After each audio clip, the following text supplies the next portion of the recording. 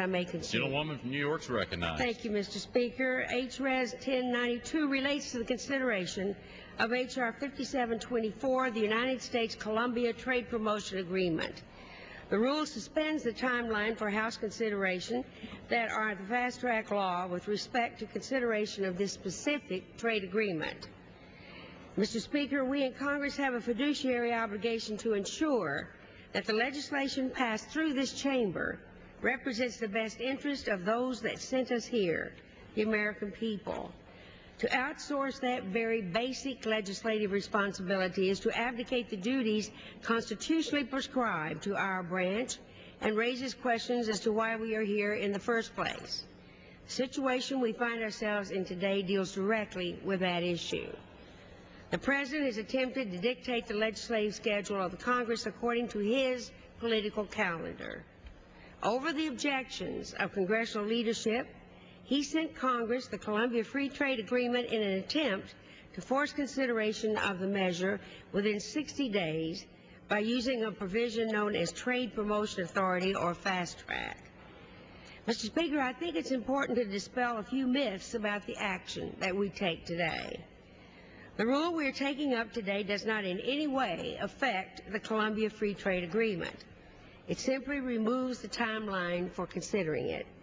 It gives the House of Representatives the right to schedule when the agreement is undertaken. There are some who have called into question whether Congress has the right to suspend fast-track procedures for trade agreements. One need look no further than the Trade Act of 1974, the legislation that establishes fast-track, to see that the very statute itself allows that, like any rule of the House, fast-track procedures can be suspended. We've also heard some raise questions about what consequences our action here today will have on the Senate's consideration of the Colombia Free Trade Agreement.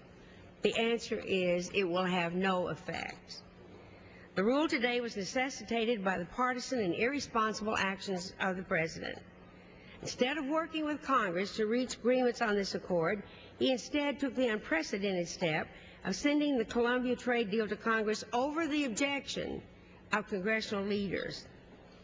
Mr. Speaker, the American people have been promised a lot when it comes to trade.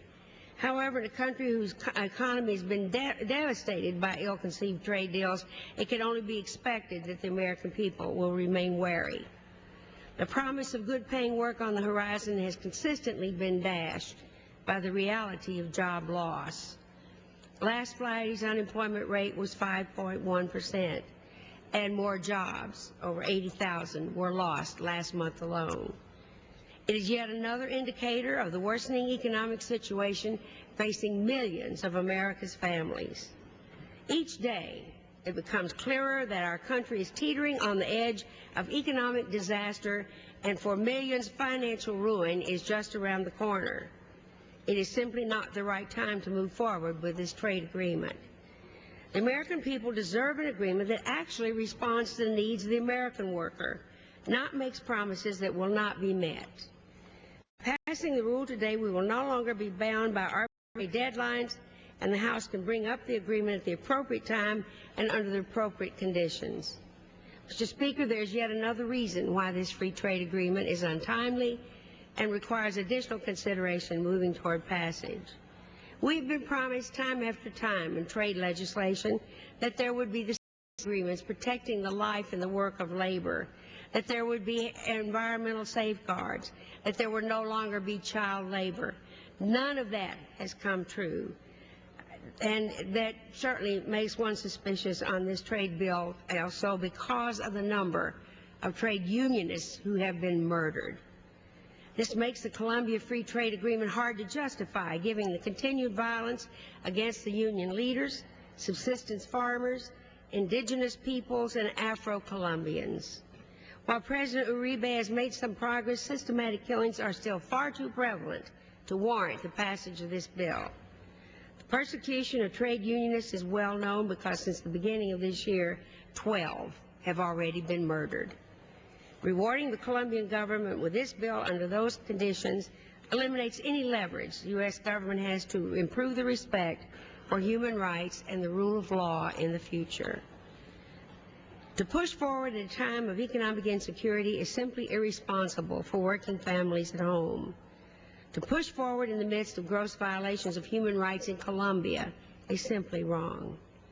It is the prerogative of Congress to suspend fast track if the timing necessitates it, and only when it is in the best interest of the American people.